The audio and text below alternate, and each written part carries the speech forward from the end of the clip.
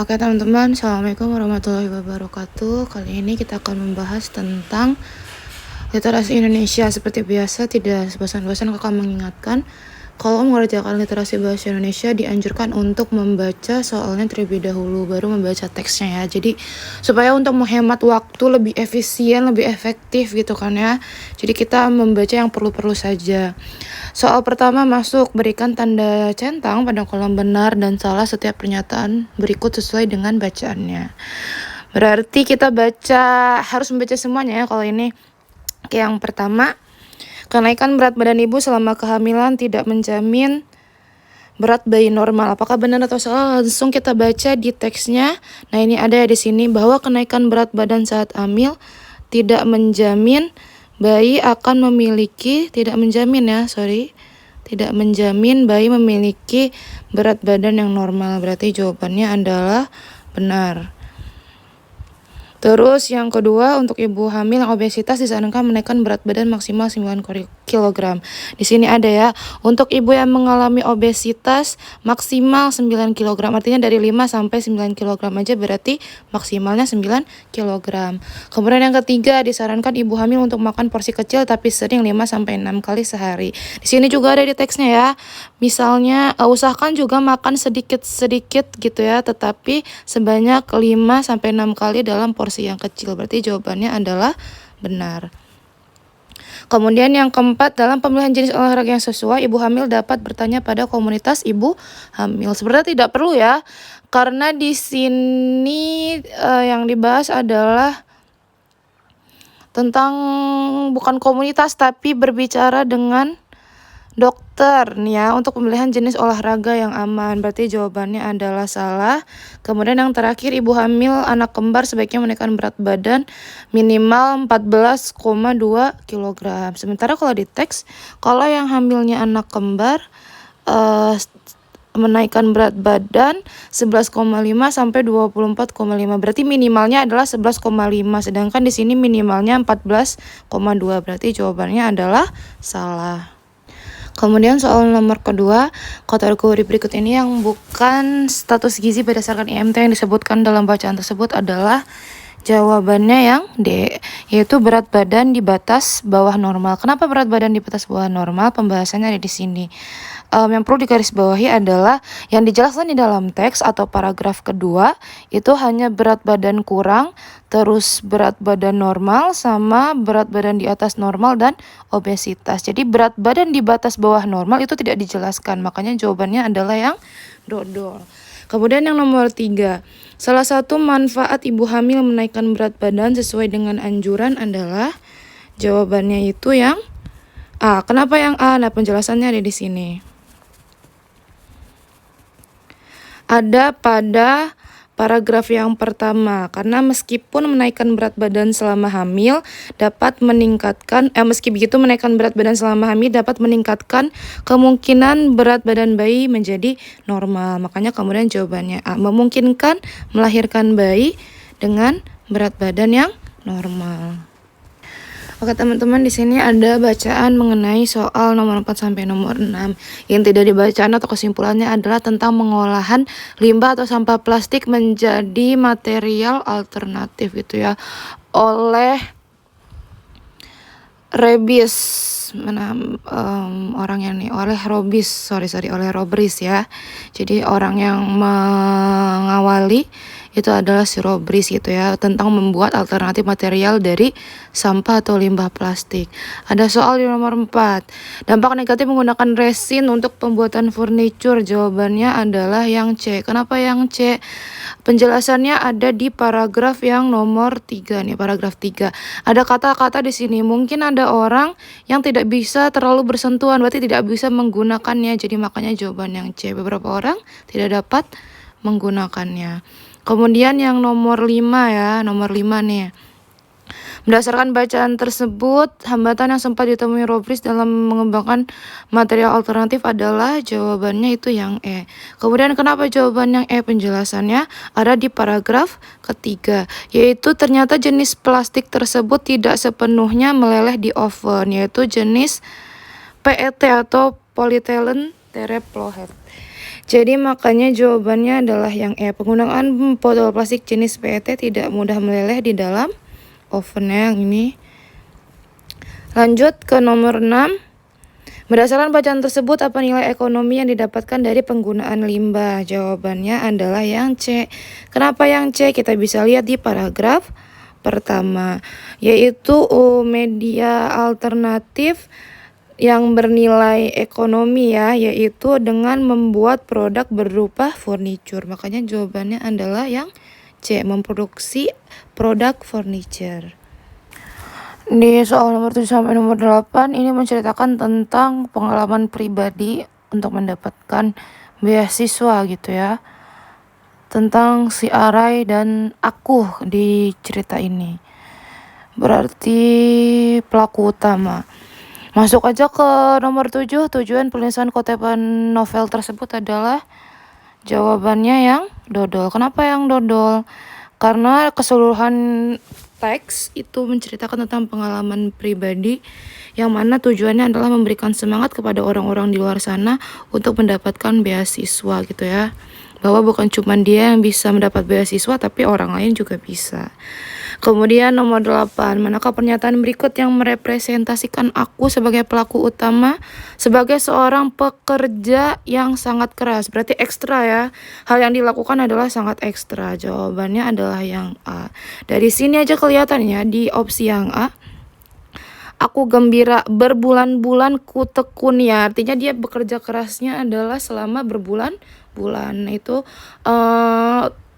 hal yang dilakukan dia selama berbulan-bulan itulah menjadi bentuk dari bekerja kerasnya si aku atau si pelaku utama. Makanya jawabannya adalah yang A. Soal nomor 9 sampai 10 ini mengenai teknologi agroindustri. Jadi agro itu adalah pada sektor pertanian ya. Tapi bagaimana caranya mengkolaborasikan sumber daya pertanian dengan teknologi yang menghasilkan pertanian industri atau agroindustri, industri agro. Sama aja lah. Kemudian kita langsung masuk ke nomor 9.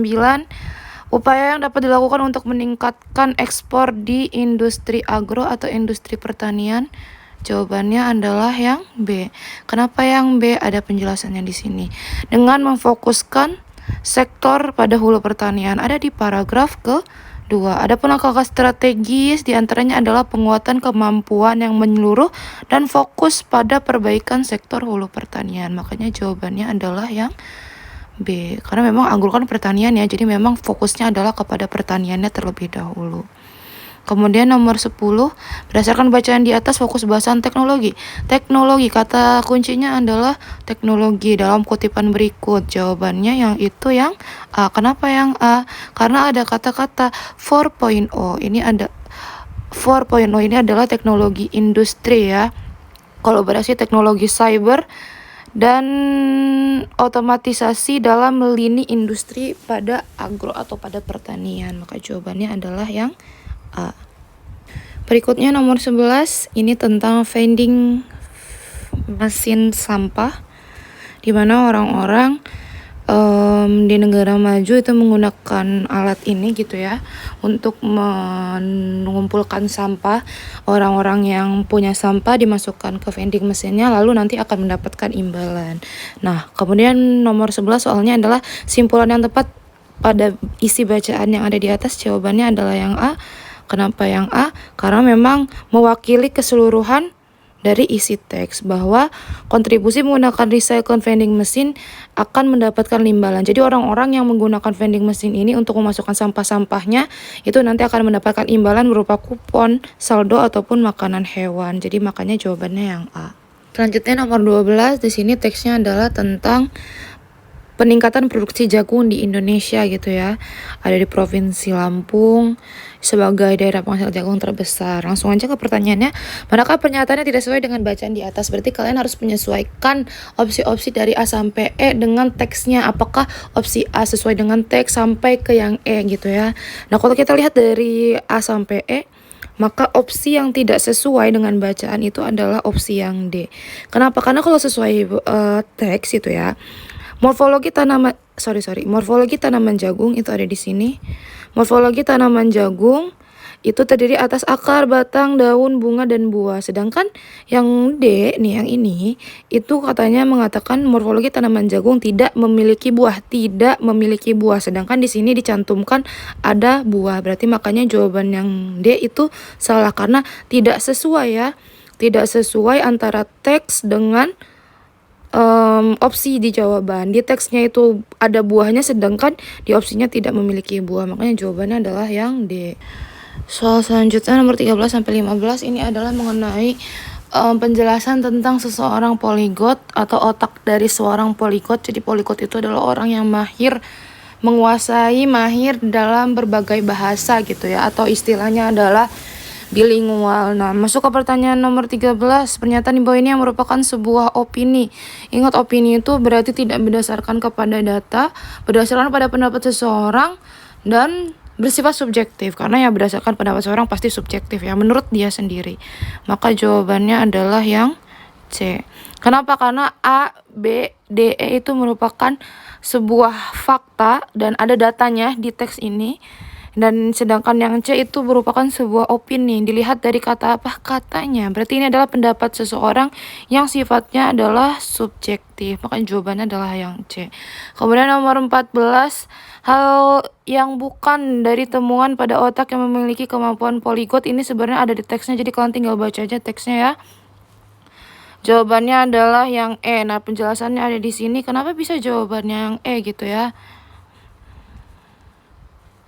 Nah, di sini diterangkan bahwa yang adulnya, yang A, volume materi putih yang lebih besar. Nah, ini penjelasannya di sini nih. Otak orang poligot itu memiliki volume materi putih yang lebih besar. Maka jawabannya ini adalah benar ya. Yang A itu benar. Terus yang B, ukuran saraf-saraf yang lebih tebal di sini juga dijelaskan. Memiliki banyak serat yang ukurannya lebih tebal, maka yang B juga benar. Kemudian yang D, perbedaan posisi di belahan otak kanan. Ini ada nih, perbedaan posisi di belahan otak kanan ini berarti benar. Kemudian yang C, tadi kelewat yang C. Asimetri yang lebih besar dan volume lobus patrial dari volume lobus parietal. Di sini ada nih, asimetri lebih besar daripada volume lobus parietal. Jadi makanya jawabannya yang E. Yang ini tidak ada ya.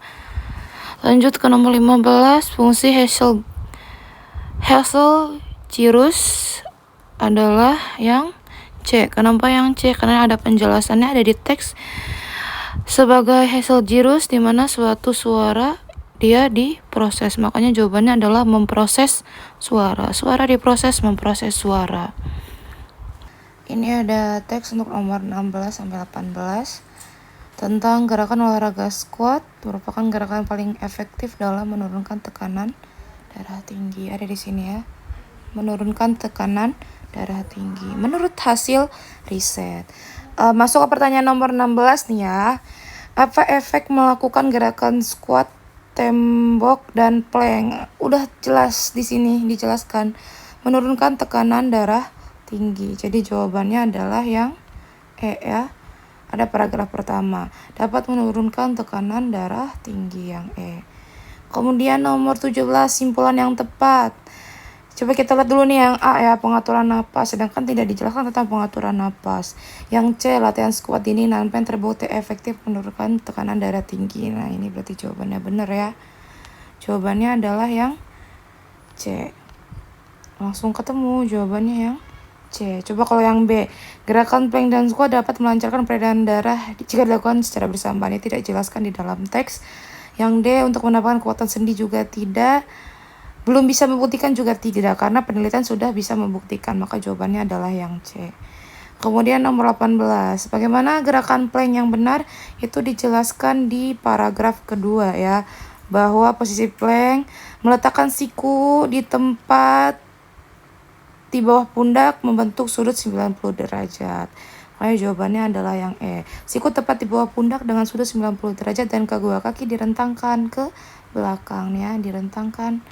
Kedua kaki direntangkan ke belakang. Makanya jawabannya adalah yang E. Selanjutnya nomor 19 sampai 20. Ini teksnya adalah tentang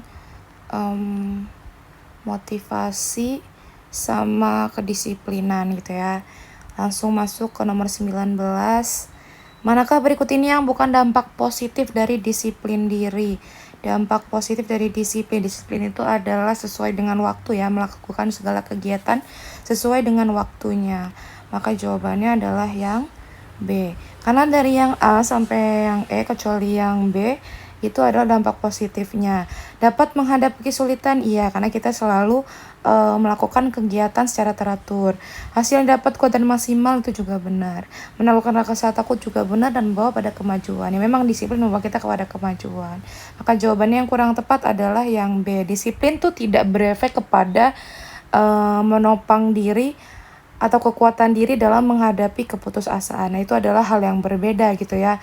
Kalau untuk disiplin sendiri. Kalau misalkan yang B ini lebih kepada dari motivasinya ya. Motivasi itu baru yang B, menopang diri dari keputusasaan. Karena dia termotivasi untuk tidak putus asa. Tapi kalau yang disiplinnya, aksinya itu kurang tepat ya kalau jawabannya yang B. Kemudian nomor 20, apa yang membedakan antara motivasi dan disiplin? Sebenarnya gampang aja. Motivasi itu adalah sikapnya atau dorongan dari dalam diri gitu ya. Sedangkan kalau disiplin itu adalah aksinya. Aksi setelah kita termotivasi. Makanya di sini dijelaskan kalau di teks gitu ya. Disiplin sangat diperlukan dari sebuah motivasi. Motivasi itu hanya memberi semangat tanpa aksi yang lebih. Berarti disiplin itu adalah aksinya ya. Jadi makanya jawabannya yang C. Selanjutnya nomor 21 sampai 22. Teksnya adalah tentang bisnis kayu. Bisnis kayu yang diolah menjadi kayu bakau yang diolah menjadi kayu arang gitu ya. Tapi kemudian menimbulkan masalah baru. Takutnya kayu bakau menjadi langka gitu karena terlalu sering atau terlalu banyak ditebang untuk digunakan sebagai kayu arang. Nah, nomor 21 soalnya menurut bacaan prediksi yang tidak diinginkan yang dikhawatirkan akan terjadi adalah jawabannya yang dodol. Ini ada di paragraf kedua yang dimana ada pernyataan dikhawatirkan suatu hari nanti tidak ada lagi tuh ya hutan mangrove atau hutan bakau karena keserakan oknum-oknum pengusaha pembuatan kayu arang. Makanya jawabannya yang D. Hilangnya hutan mangrove di Banda Tanah Melayu. Kemudian nomor 22, pernyataan berikut merupakan fakta sesuai bacaan. Jawabannya adalah yang A. Kenapa yang A ada di sini, teman-teman? Nih. Penelusuran ini bahwa beberapa titik wilayah Kabupaten Lingga saja terdapat 10 tempat pengolahan kayu bakau. Nah, sesuai ya. Menurut capritoday.com ada 10 tempat pengolahan kayu bakau. Maka jawabannya adalah yang A. Soal terakhir nomor 23 sampai 25 tentang penjelasan tentang gelombang alfa ya. Gelombang alfa yang datang ketika kita sedang mengantuk atau hendak tidur. Jadi saat-saat yang tepat untuk melakukan afirmasi positif ya untuk meningkatkan inspirasi kreatif dan intuitif kita. Terus atau yang kita bisa katakan sebagai investasi pikiran. Masuk aja ke nomor 23. Makna pernyataan perasaan tenang, nyaman, dan bahagia muncul ketika gelombang ini terpancar. Gelombang ini tuh merajuk pada gelombang alfa ya. Jadi makanya jawabannya itu adalah yang B. Perasaan tenang dan bahagia muncul karena gelombang alfa yang sedang aktif gitu. Sorry teman-teman.